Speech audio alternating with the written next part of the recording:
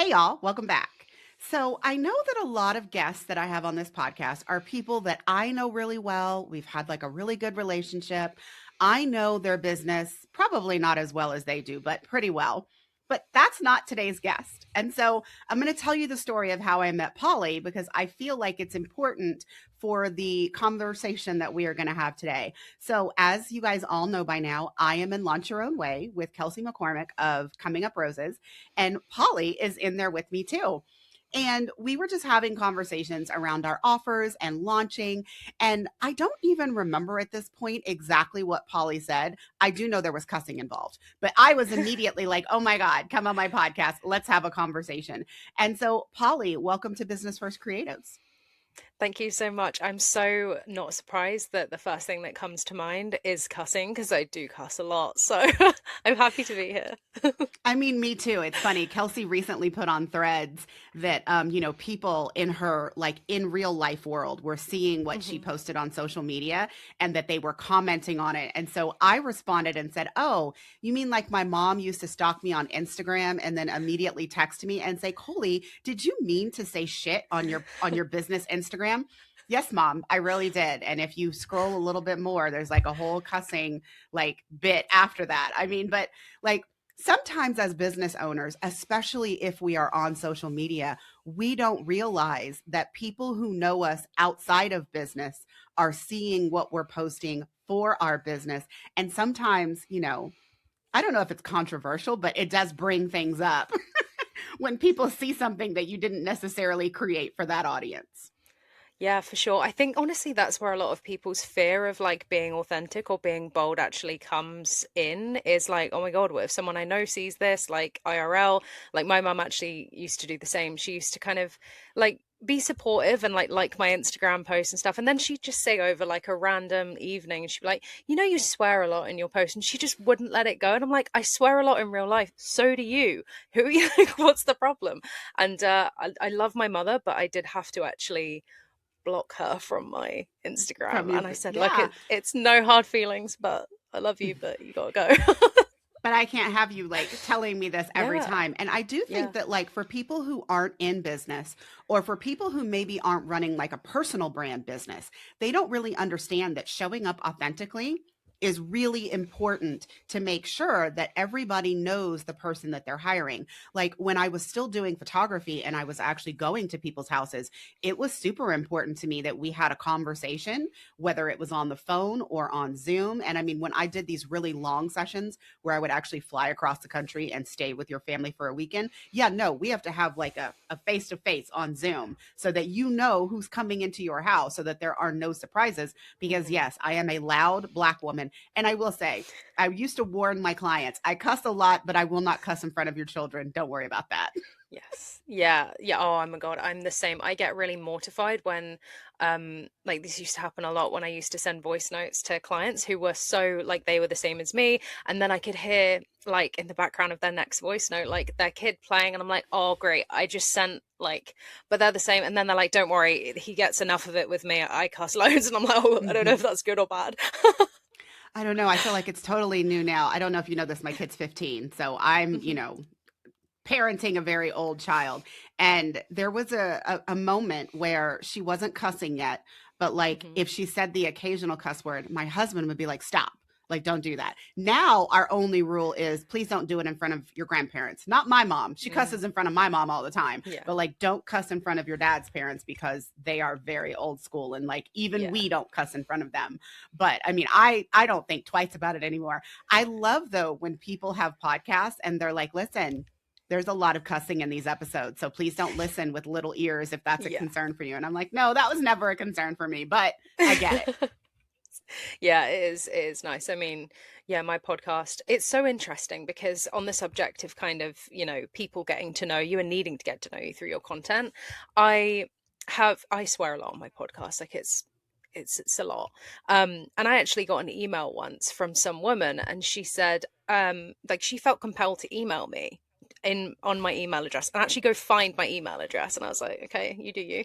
And she had emailed me saying something to the effect of, "Hi, Polly, I listened to your podcast for a while and I noticed that you keep cussing and using cuss words. And I just want you to know that I now don't trust you. I'm going to be unsubscribing from your podcast. Like, I'm not listening anymore." And I was like, okay, I'm sorry that that happened to you, but like, why at the same time? And then I've also had, people who have ended up being clients say, I actually trust you more because you're so human and because you swear all the time. So it's Mhm. just that repel attract effect, and it's hilarious. I mean, let's bring it around to your marketing because you are not doing an effective job with marketing if you are not bringing in the right people and Hmm. repelling the wrong people. And before we really jump into that conversation, I want to say one more thing about that woman who said, I'm unsubscribing from you. I don't trust you. Yeah. Do you know sometimes when people are like saying things on social media like Threads and Instagram, and someone always says, "This is not an airport. You don't need to announce your departure." Like literally, Yeah. as you were talking, I was like, I have never felt more compelled to like say that or write that because, yeah, I don't need to know that you are unsubscribing. Like, girl, there's a Yeah. button. Just click it. Bye. Just click it. Like the amount of times that I like, and this is the thing, is like we're not for everyone and everyone is not for us. And that I'm not angry at that person because I've decided that they're not for me. I would just click the unsubscribe button. I wouldn't message them like, oh my God, you wore denim jeans in your reel that I saw and I hate denim. So fuck you. I'm unsubscribing. It's like what? It's so weird. It's anyway, people have their own stuff that they're dealing with. I'm sure that was it, really. But yeah. They do. But I mean, let's talk about marketing because, as you said Yeah. before we hit record, that's your bag. So, Hmm. I talk about systems, but I am really focused on like client experience systems. So, I Hmm. always say, I am what you come to after you've brought the leads in, which Mm. is you're doing it with your marketing. So, let's talk about systems for marketing. And let's just start with like a topic that I feel like is really hot because my very Hmm. first guest of this year was Kylie Kelly, and we were talking about visibility without having to shake it on Instagram. And that just resonated with like so many people in my podcast audience that I'm super excited to talk to you Hmm. today about marketing off social media. Because I feel like right now everybody is feeling this overwhelming dread of marketing on social media. Whereas if you ask people, like, where are you marketing? I don't know, 2, 3, 4 years ago, I think Instagram was probably at the top of many Yeah. people's list. But now everybody is being really intentional about trying to do things off social media. So, first, let's start with marketing channels. Polly, what Hmm. is your favorite marketing channel that is not social media? So first, before I answer, I definitely just want to say I totally get where you're coming from, but and the thing is, like 4 years ago, you ask people where are you marketing, they'll say Instagram. You ask most people today where are you marketing, they'll still say Instagram, but they'll say they Ooh, freaking hate it. You know what I mean? good I've had point. so many worrying conversations with people over the last couple months especially who have been saying things like, if not Instagram, where else can I market other than Instagram? I want to get off Instagram, I hate it, it's not my thing, but I just don't know where to go and I'm stuck. And I see that really prominently with people who kind of got into the online business world post 2020 because Instagram was all the rage. They'd never been in business before, and it's not their fault. It's just that Instagram was all the hype. And so now people are really having to come back and relearn all of the things that we kind of did before Instagram was a thing for marketing, all the old school stuff that still is really, really, really, really effective. But people, it's not sexy. It's not like sexy to talk about because everyone wants to talk about, virality. And I think people are getting over it though. You know what I mean? I For do. sure. Yeah. So I think part of it though is I'm not anti Instagram. It's not for me anymore. Hmm. I have actually haven't Yeah. posted on Instagram in so long I can't even remember. Yeah. But I feel like a lot of the conversation when you say let's go back to old school, like let's maybe touch on email marketing, is Hmm. that people didn't have a plan. Like, yes, if people are finding you on Instagram, how are you bringing them into your bigger marketing channels Yeah. that's not Instagram? Yeah. Like, so that you don't feel compelled to be on the app for hours and hours each day. And Mm. I do also feel like part of it is like that instant gratification. I feel Yeah. like you get that off social media when you really don't get it off of any other marketing channel. Like, people are reading your emails in the comfort of their own home when they're Yeah. in the car waiting for carpool. So like we're not getting that sense of people immediately typing out a response, liking your post, sharing your post off of email the same way that you can get it off social media. So that instant gratification is just something that people have become used to, and I do think that's part of what keeps them on the app. But the flip side of that is if you're not getting the instant gratification, then you feel like you're not getting anything from social media and you're like, well, what else can I do? Yeah, you're so right. It's the fake dopamine, as I call it. Even if it's not working though, like even if you're not actually getting the results that you want and you're like hoping for, it still keeps you hooked and it still keeps you going back. And I'm not anti Instagram either by any means, but that is what the app is designed for. That is what the guys and robots behind the scenes there are aiming for. And so that can be really dangerous for a lot of people, I think, especially where I work with ADHD and neurodivergent business owners, where that kind of mental reliance and almost like addiction can be a really real thing that people feel with social media, even people without ADHD and neurodivergence. But the thing with things like email marketing, once you actually have people on your list and your community, it's not instant gratification like Instagram is, but the quality of people and the conversion rates, as you probably know, are like hella different on email lists Mhm. than socials. But I think even if it's like, a comment, a spike in views, that's like, oh, it's working. But is it? Or are you just getting likes, comments, views? Do you know what feels better? Sales from people who are way more engaged. Do you know what I mean? Absolutely. I mean, when people are struggling, I mean, because again, I do the systems after you get the people and not necessarily, but a lot of the coaching that I do, photographers will, if they're telling me that they didn't have enough bookings this month or whatever, I'm like, okay, but like, do you have a leads problem or do you have a Mm, conversion problem? Because yeah. I'm always concerned with the conversions. Like, once you actually get the people to your website to Mhm. fill out your contact form, what is your conversion rate then? But Yeah. if you're not actually getting people that are inquiring about your services, then that is marketing. And you Mm. need to go find a different expert to help you with that because that's not me. Yeah. I mean, marketing is so, I mean, I always say like sales is a byproduct of marketing in a way because the whole process of marketing is not just visibility, it's also building trust and really building connection with your audience. And that's oftentimes what people miss out is like, okay, I'm getting leads, I'm getting people, I'm getting numbers, but then I'm not getting sales. And then you've got this whole bridge of the middle ground of like warming people up or building connection, knowing how to actually speak to your people and speak to things below just surface level stuff. So yeah, I mean sometimes it is leads, sometimes it's not, sometimes it's a conversion problem. It's also nuanced, but I think Instagram and social media has you definitely thinking it's a reach problem all the time because that's how it works and social media works, but that's not marketing. And I always say, like, unfortunately, and I know there are some people that would disagree, social media is not marketing. Social media is the vehicle or a vehicle of marketing. And I think people have really, really lost sight of like, or haven't ever learned what marketing really is. So yeah, controversial take, but it's true. I don't think it's that controversial, but something that you said really, struck a nerve with me.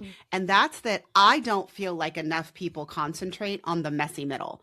So a Mm, lot of people, and I mean, we could talk about top of funnel, middle of funnel, bottom of funnel, but I feel like that doesn't hit a lot of people that I mm, work with. Like they don't think about it in terms of those terms. But no. when you're constantly on social media and you're constantly trying to like grow your audience, that's one thing. But then what happens after someone Mm, actually, follows you in the case of social media or joins your email list yeah. if that's, where you're trying to get them to? What are you doing with those people? Because I feel like, again, the instant gratification currently Mm. is, well, they joined my email list. I made them an offer. They didn't buy in 5 days. And so now they're dead to me. Let me go find somebody else to Yeah, bring it onto my is. email list to try to sell in 5 days. And like, it's a constant hamster wheel. Yeah. But I'm like, no, like they indicated some level of Mm. interest.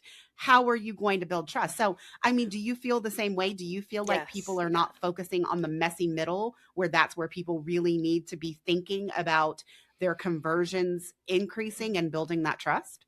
Yeah, 1000%. You're so right. And again, it's that I want it yesterday mentality. And I get that big time. I have a very impatient brain at times, very ADHD, wants to be way further ahead than she is, even when she's achieving her goals. It's wild.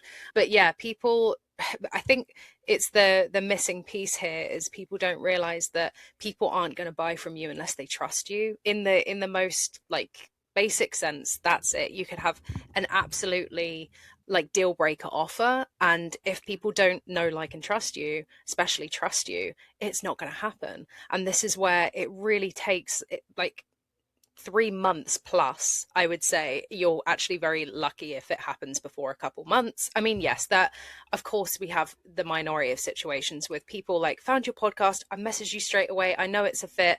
I've had that, but it's not the majority of what happens. I've had that a fair amount, but it's yeah, it's not, it doesn't happen all the time. And yeah, we need to like really put time into nurturing those people and just quieting that voice that is telling you that you should have it before. And again, it doesn't help the whole mentality of the coaching, business coaching world, definitely a few years ago and before that, like make sales in your sleep, like effortless sales, like all of this kind of rhetoric. And it's like, oh, it just doesn't help. And I believe it's caused by that. No, and it's interesting that you mentioned the podcast because I do feel like that is an advantage that you and Mm, I have because we have a yeah. podcast or people who are blogging. Because when someone is interested in you and they Mm, join, one of your marketing channels, your audience, however it is that we're going to describe this, if you're emailing them once a week, you are basically dripping out the trust. If that's mm, the only thing that you're offering them besides maybe social media posts, yeah. like that's all they can do is basically wait for those weekly emails. And so you are really dictating the timeline in which they can build trust. But if Mm, you are someone who has long form content somewhere that if someone is like, oh, like I really hear Coley, she's really speaking to me, I really need to hear more, you go to my podcast. This weekend, I'm going to be publishing episode 300. So I have yeah. 300 episodes where you can go and like listen to me talk to you, a mix of solo and, guest episodes like this one. But that definitely gives me an advantage to accelerate the Hmm. trust factor. But so if someone doesn't have a podcast, what is it that is like, if we wanted to say, hey, what you're Mm. missing is focusing on the messy middle. And what you really need to make an attempt to do is build the trust with the people who have joined your audience. Where would you recommend people start, or what kind of system should they put in place in order to make sure that they are doing what they need to do to get that accomplished? Yeah, I love that question. It's yeah, I think especially so when someone joins your email list and like you mentioned, if you're just sending out one email a week, like yes, that is necessary. It's a great start. But so what I do, for example, is I'll have my main newsletter that comes out on a Sunday evening. It's like a marketing reset for neurodivergent online business owners. But then I'll also send an email out maybe on a Wednesday with like a mini training or a value piece, and I'll link it to my podcast so that I'm actually bringing people from my list to my podcast. It's and I want them to learn, of course, but I also want them to hear my voice. I want them to feel like they know me. I really, really think I will die on this hill. Podcasting is one of the most sustainable and quickest ways to allow people to come into your world and get to know you and eventually trust you, because it's like they've every episode they listen to, it's like if you're doing it right, it's like they're on a call with you every time. It's like you're their coach or service provider every single time, and I think it's great. Something I would recommend doing though, if you don't have a podcast, think of it in the same mentality of like you need to allow people essentially a version of that one-on-one time with you. That's what I believe, and I think we've got a lot of suggestions about create warm-up offers that are maybe like PDFs or guides, and yes, those can be useful, but I don't think, especially in 2026, where people really are lacking trust and people really are buying into the person and their expertise, it's my belief, just by opinion, that I think people need some version of one-on-one time with you before buying to really get that quickly or quicker, and also just make sure that they're making the right decision as the buyer as well. So if you can do some sort of maybe like a monthly live session that you can invite your list to. I do like monthly co-working sessions. I've actually called it the procrastination station now, because it's like where you come and you bring that thing that you're procrastinating on and you get some free coaching and you can get it done. just something that your audience wants. But that in itself is a tricky thing when you're in the messy middle, because how do you know what your audience wants? You got to test a bunch of stuff. You got to just put some stuff out there that's imperfect and see what people respond to. Have conversations with people is definitely another thing, whether that's in the DMs or in email. Find out what people want. Like, don't be afraid to really get on people's level and like, what can I do to support you? Because that's the only way that you're going to get to know your audience. I think it's really common for people to feel like, oh, I can't ask people because I need to be presented as the expert and I don't want people to think I don't know what I'm doing. And I do this all the time because my audience is always changing. People's needs are always changing. And I want to make sure I'm the first one to know what people need. That has nothing to do with my expertise. It's just, how am I going to know? Like, so yeah, that's my long-winded answer. I loved your long-winded answer, honestly. And like, I am not diagnosed with ADHD. I feel like the older that I'm getting, I am having trouble like holding a thought. But the Mhm. whole time you were talking, I was like, oh my gosh, this is what I'm going to say.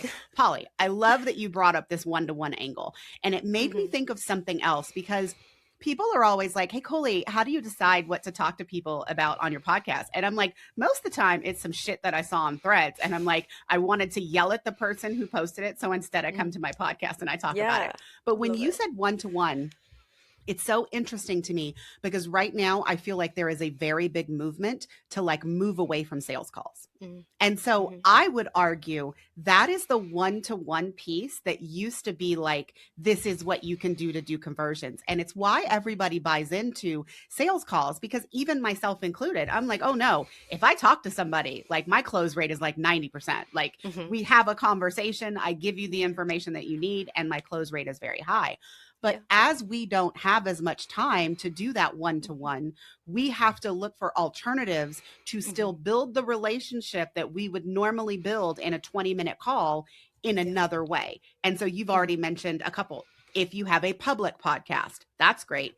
If you don't want a public podcast, I've seen many people creating small private podcasts. I Yeah. actually just launched one this month Mm. called Systems That Sell.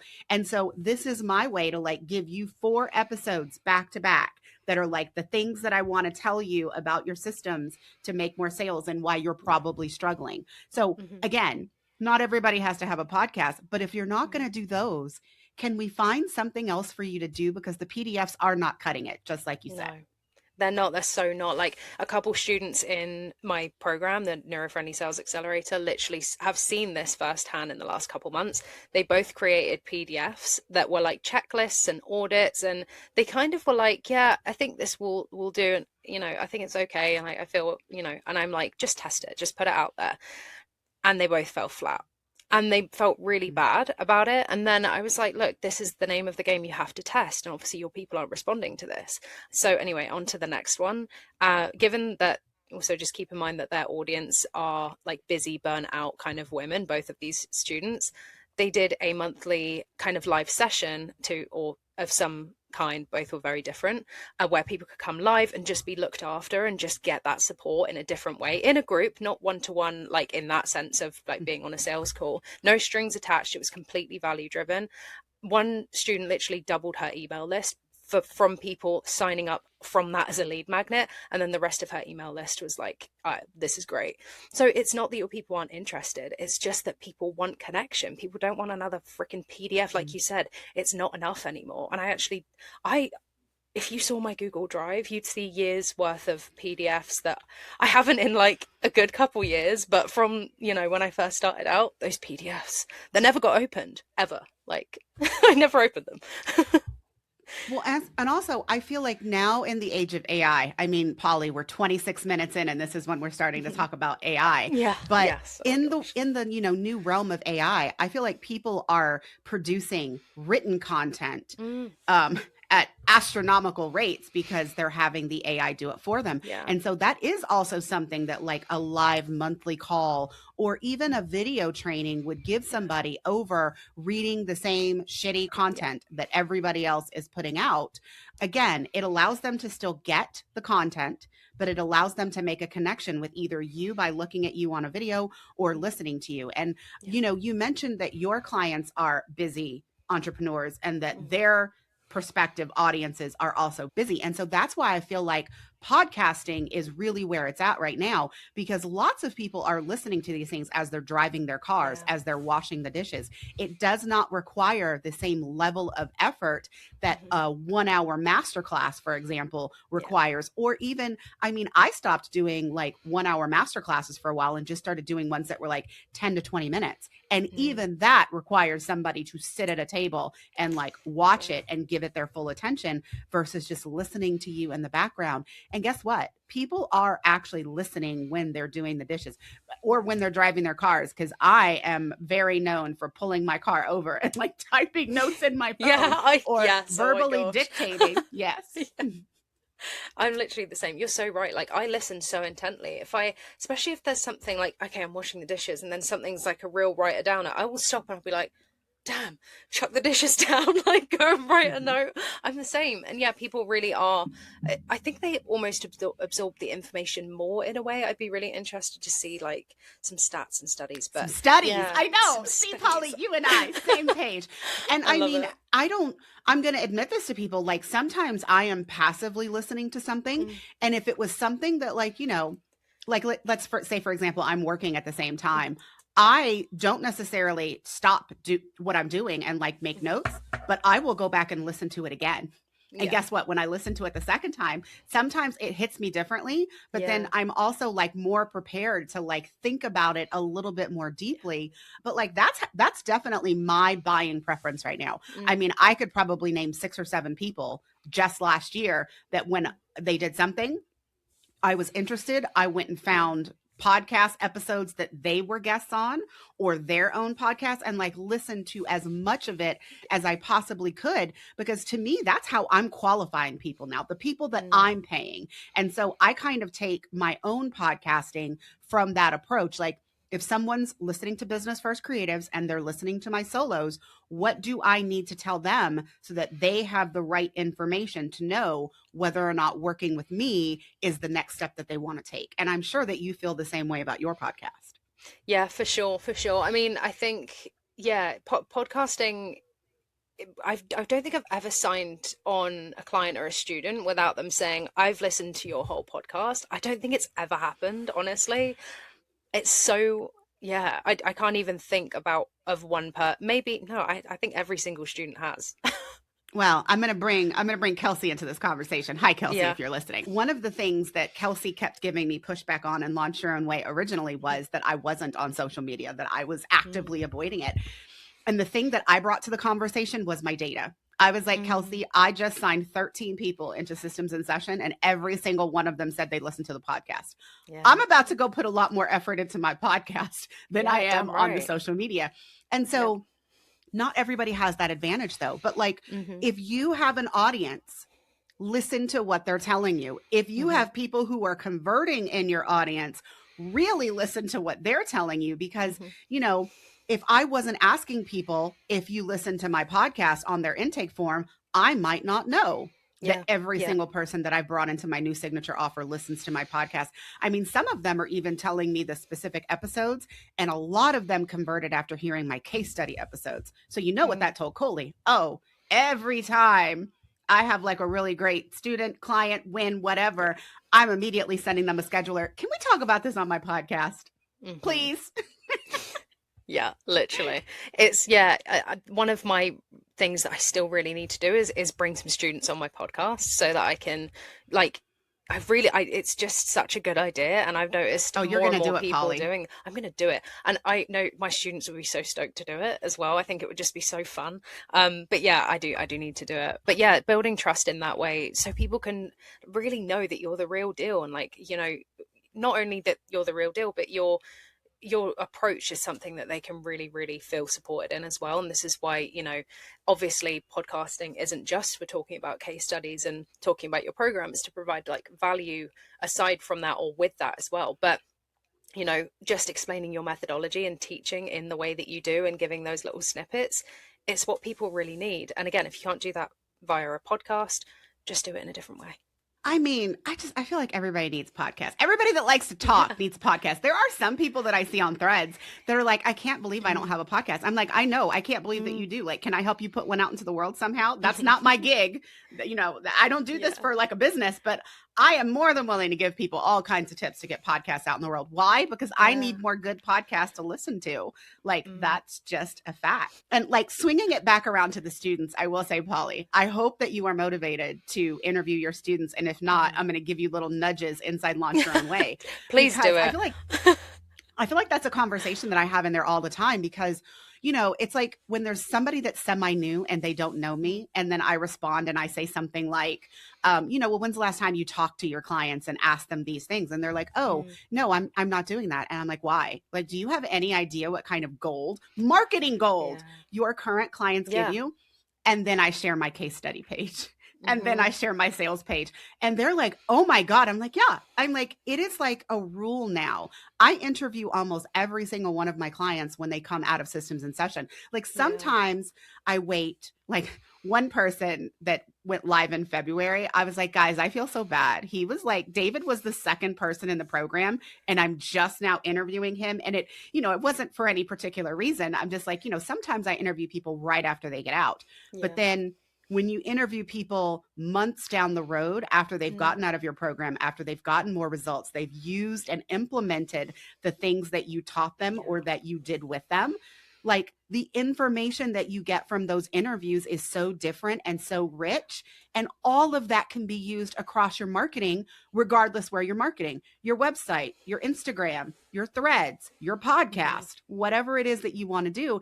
And I think people are in this particular, day and age, again, in the land of I feel Mm. like people are very distrustful of people giving social proof and results, but they can't deny it if you're interviewing your Yeah, clients and they literally. can see it coming out of their mouths. Yeah, literally. And you look at like how, and again, all of this distrust that we're seeing on and off of socials with online business owners, totally justified. I think it's good. I think it's really bloody good. And especially, I'm someone who's had those bad coaching experiences. And look, it shouldn't be a problem if you've got nothing to hide. Of course, the confidence and the action is a totally different thing. And I know that that's not easy. And that's the thing that I see a lot with my students is like, how do I talk about my case studies without sounding like I'm whatever, because they sometimes have a bit of a confidence issue with like, oh, I don't want to sound like I'm bigging myself up. But yeah, look at how many coaches in the past have just kind of, and service providers, but I reference coaches a lot because I think that really was the boom of, I think, what caused a lot of this distrust, in my Mm-hmm. opinion, just what I've seen.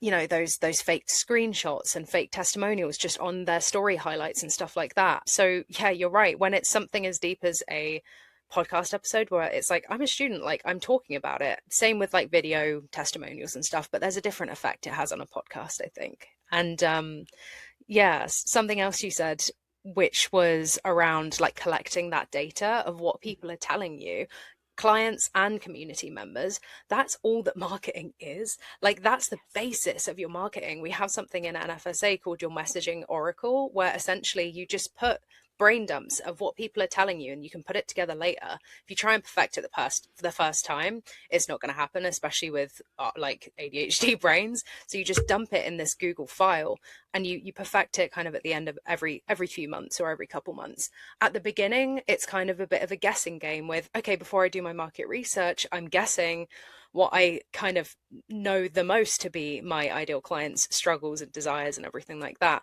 But you will refine that over time and you need to get that data.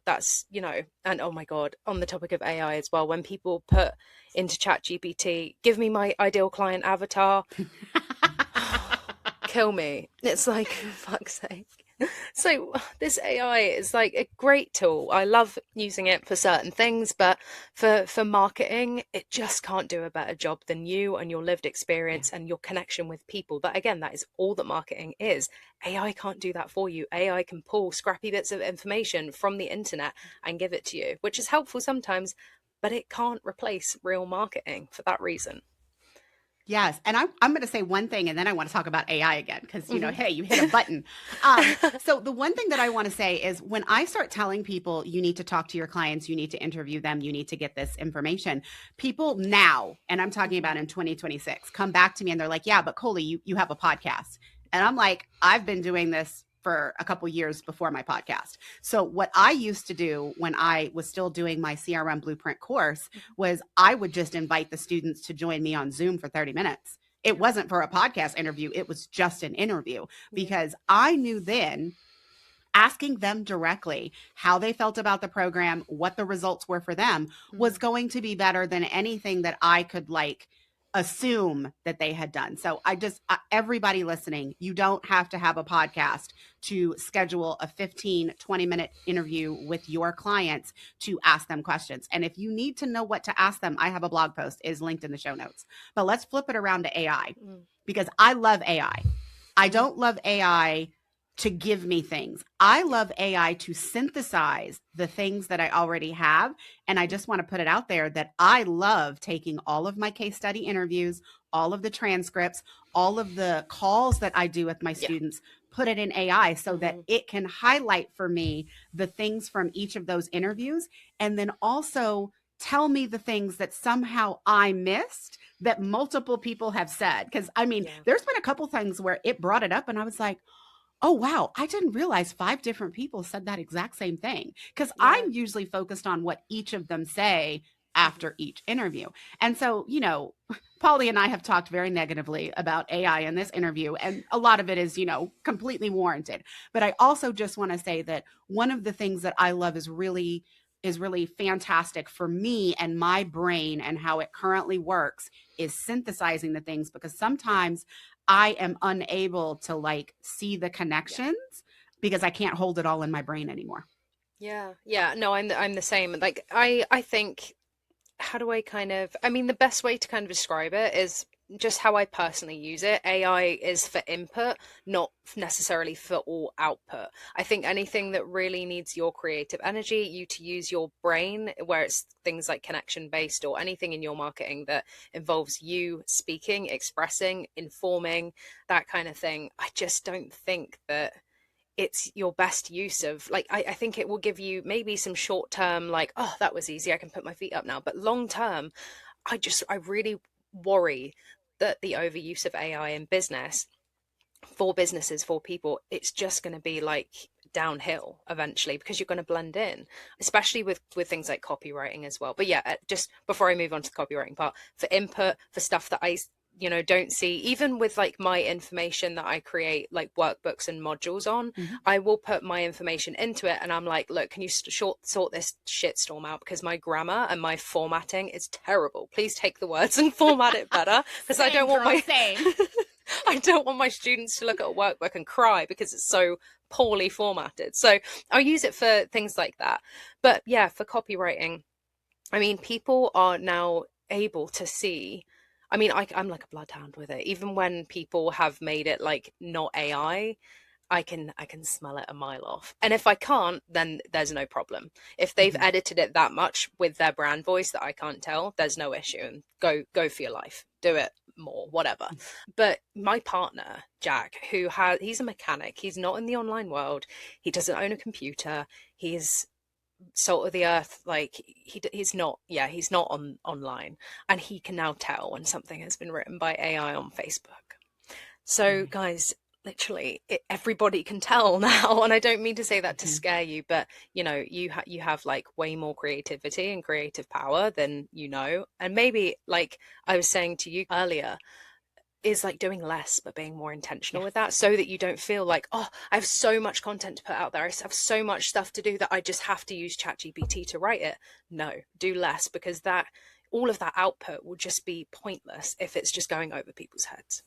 Okay, guys, that's a clip for YouTube. So the funny thing is, I was sitting here and I'm like, the next thing that we're going to talk about before we wrap it up is doing less. And then Polly opened her mouth and just brought it to the conversation. I mean, you get a gold star today because I do feel like people are feeling a lot of pressure to create Mm, more and more content when you and I both agree it needs to be that you're creating more intentional content. And so I just want to say two things about that. Number one, the intentional content that you're creating should be based on your expertise, your authority anchor, and then what you need to like communicate to people as your area of expertise. And then the second thing that I want to say that you should be doing in terms of your content creation is that you shouldn't be trying to make sure that you're like posting 50 different things.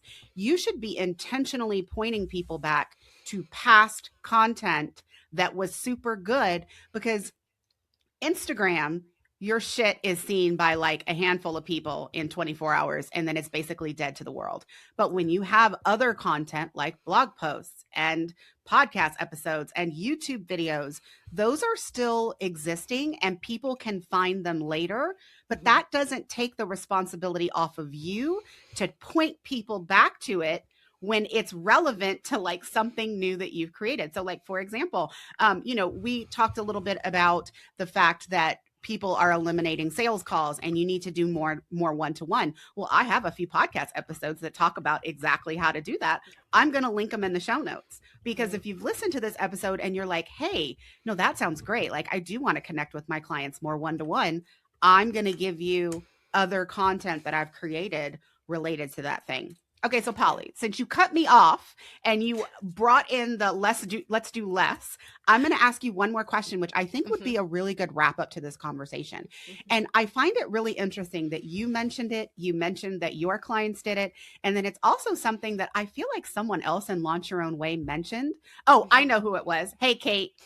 Kate, your best BFF. Okay, she mentioned she's actually been doing like a live event every single Mhm. week.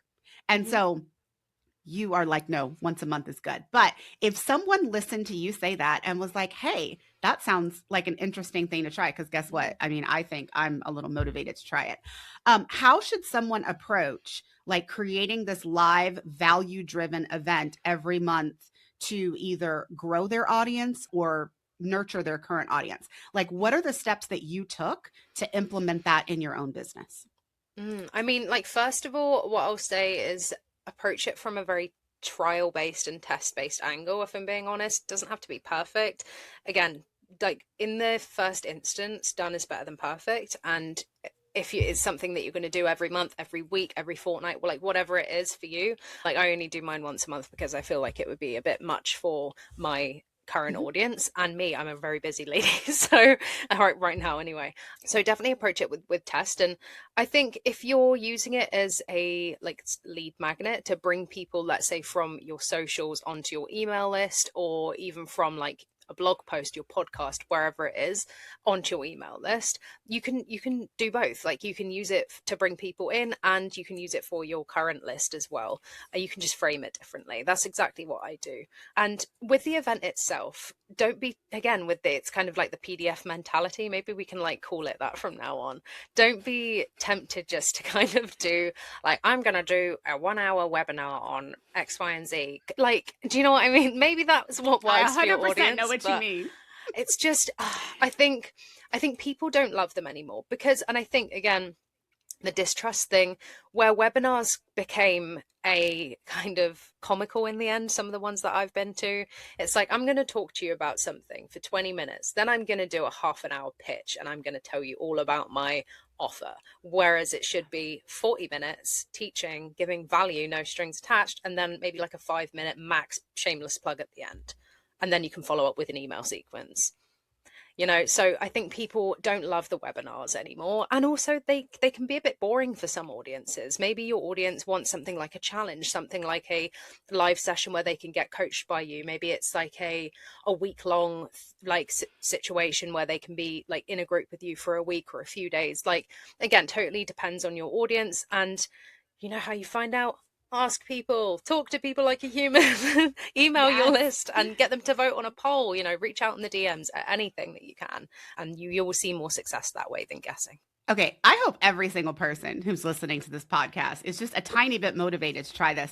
I will say I've already done a couple different like iterations of this, but I've never really kept it going. But like a monthly, Because one of the things that I've realized, we've been trying to like look at my current launch and Hmm. compare it to like last year. And one of the things literally that I told two people this week was, I haven't done a live event since November. I was like, Mm, maybe that's beginning to show because yeah, I work really well in a teaching format because I'm a former professor. I yeah, love to help people like figure their shit out. And yeah, I also feel very compelled to say I agree with you. Now, I don't think it's 40 and then 5 minutes. I'm more of like a 35, 10, and then you take questions. yeah, But whatever your ratio is, the point that you made is that it shouldn't be, let me tease you with this shit. yeah.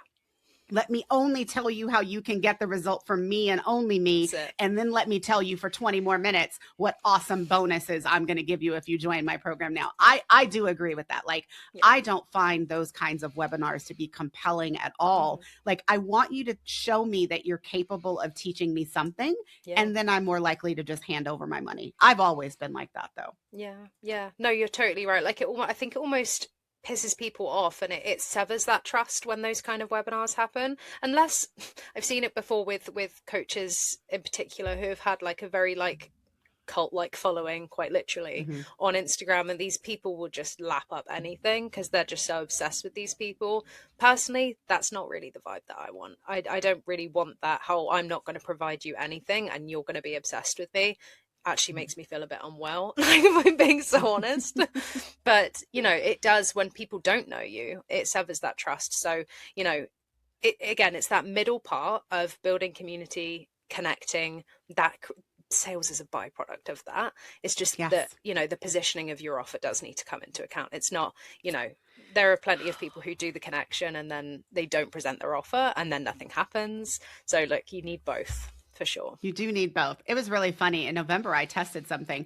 The last live event that I did, I had planned on doing a pitch and then I just didn't feel like it. So I Yeah. literally did like 45 minutes of teaching. And then I said, hey guys, like I was originally going to pitch you something. I was like, but I don't currently have anything to sell you. So here's my course. If you want more information, go check it out. Join the wait list. It'll be open soon. Here's my systems in session. I currently don't have any openings for this for the next quarter. Hmm. But if you want to get on the wait list, here's the thing. And then Yeah. I was like, what questions do you have? Like my Yeah. pitch was literally 2 slides in like, I don't know, 2 minutes. And then I was like, let's go. What questions do you have? And that felt really good. Like, Yeah. now, might it have been different if I actually had something to sell them? Maybe. But like it was just something that I felt compelled to test and just see how it did in order to nurture my audience and, provide value, which is a Yeah. lot of what we've talked about today. Mm. Polly, if people want to learn more about you and your program and just this awesome fucking way of being a human and bringing a little one to one into your marketing, where can they find you? Yeah, I mean, my podcast is probably the best place to find me, which is the Neuropreneur Rising. So it's like neuro and then like preneur as Mm-hmm. an Nora. entrepreneur rising podcast. I'm not too active on Instagram at all anymore. I don't post on there, but please come and like talk to me in the DMs if you just want to ask any questions or have a chat. Like I genuinely love to talk, so you're never going to be like bothering me or anything like that. So come talk to me. And I will leave my link to the monthly co-working session there as well. So if you want to get some coaching, if you feel like you're procrastinating on something and you just want to get some support and get it done, ask questions about where you're feeling stuck in your marketing, then you can come along to that as well. Guys, I'm going to go. So maybe you'll see me there. All right. Do it, At the yes. end, at the end of this conversation, first of all, Polly will be back. You guys know when I interview somebody and I fucking love them, I'm like, oh, they'll be back. If I had to give you an estimate, I feel like Polly's going to be back in less than 6 months. But what I want to say about this episode is that it went in a totally different direction than I thought it was going to go. And you guys know I love it when that shit happens. But the one thing that I'm walking away with, and that I hope all of you are walking away with, is that I want you to focus more on the people who are already in your audience in that messy middle and figuring out how you can bring a little bit more one to one with your marketing instead of the constant creation of content either with or without the use of AI, but like just making sure that you are showing up in a human, because I feel like in 2026, that is what is going to distinguish you from the other people in your niche selling similar things. So your homework, if you want homework, is to go and look at the current freebies that you have. Look and see if they're actually converting. Look and see if there's a way that you might be able to convert it into a different medium to connect more with your audience. And actually, speaking of old episodes, there was that episode where I used AI to like go through all of my freebies and tell me what I had and what I needed to work on. That is linked in the show notes for you to listen to. But if I don't shut up, this is going to go on forever. So, guys, that's it for this episode. See you next time.